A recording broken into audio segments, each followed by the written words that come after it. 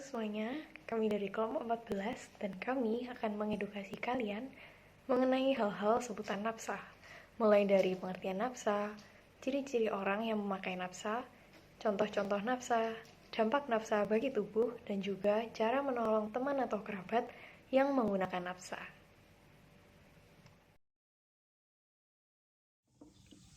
Nafsa. Nafsa adalah kepanjangan dari narkotika, psikotropika, dan juga zat adiktif, di mana narkotika adalah zat atau obat yang berasal dari tanaman maupun bukan tanaman, baik sintetis maupun semi-sintetis, yang dapat menimbulkan gejala ketergantungan.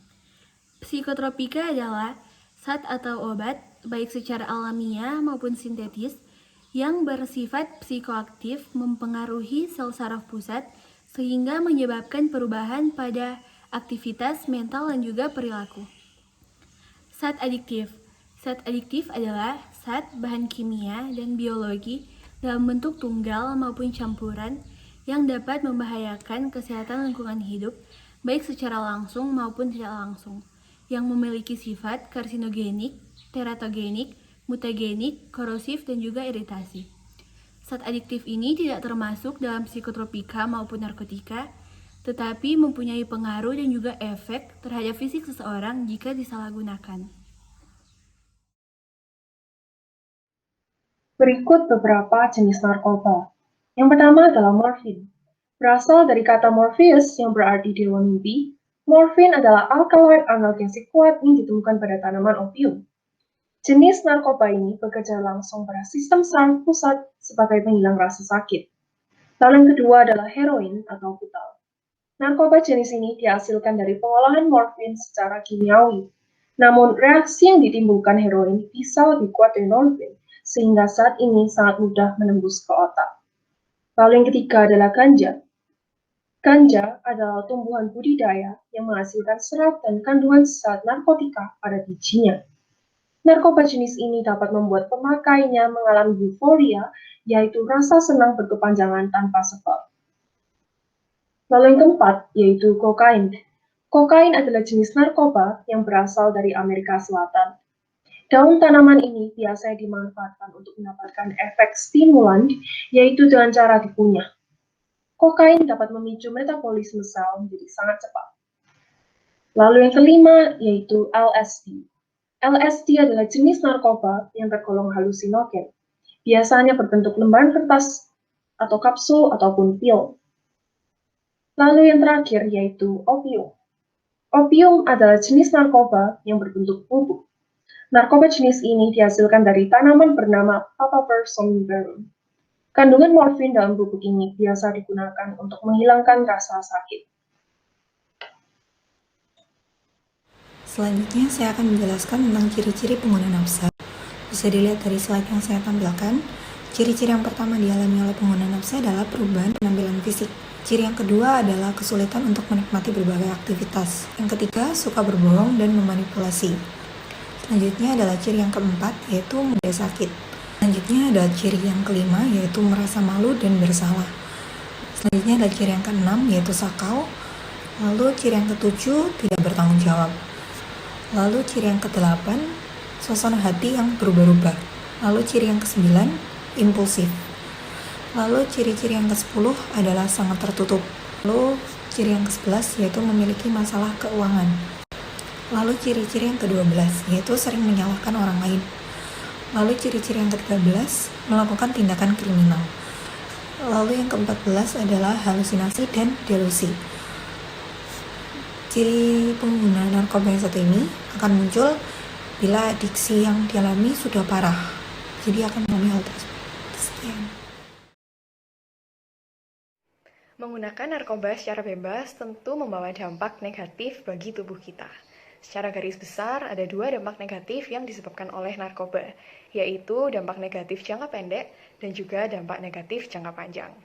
Nah, yang pertama, aku bakal jelasin dampak negatif jangka pendek dari narkoba. Yang pertama ada dehidrasi. Efek samping dari penyalahgunaan narkoba dapat menyebabkan gangguan keseimbangan elektrolit dalam tubuh. Akibatnya, tubuh akan mengalami dehidrasi atau kekurangan cairan. Saat dehidrasi berkepanjangan, seseorang dapat mengalami penurunan kesadaran dan kerusakan pada organ tubuh. Yang kedua ada halusinasi. Halusinasi menjadi salah satu dampak dari penggunaan narkoba yang sering terjadi. Jenis narkoba yang sering menyebabkan halusinasi adalah penggunaan ganja. Halusinasi yang berlebihan dapat menyebabkan kecemasan dan ketakutan yang berlebihan. Yang ketiga yaitu gangguan sistem pencernaan. Seringkali penggunaan obat-obatan terlarang menambah dosis sesuka hati. Jadi, dosis yang berlebih dapat menyebabkan gangguan sistem pencernaan seperti mual, muntah, diare, dan hilangnya nafsu makan. Yang keempat yaitu menurunnya kualitas tidur.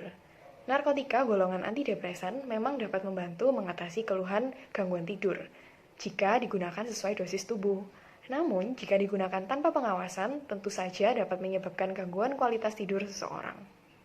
Sementara itu, dampak penyalahgunaan narkoba secara jangka panjang yang pertama adalah menurunnya kualitas hidup. Tentu, penyalahgunaan narkoba dapat merusak hidup seseorang. Tak sedikit peristiwa yang membuktikan bahwa penyalahgunaan narkoba dekat dengan kriminalitas dan tindakan penyimpangan lain seperti seks bebas. Tak jarang juga narkoba membuat seseorang melakukan apa saja, termasuk mencuri atau perbuatan terlarang lainnya. Bahkan bukan tak mungkin seorang pecandu akhirnya menjadi pengedar narkoba untuk mendapatkan uang. Yang kedua ada kerusakan organ tubuh penting. Organ tubuh penting seperti otak, jantung, paru-paru hingga ginjal dapat mengalami kerusakan secara perlahan.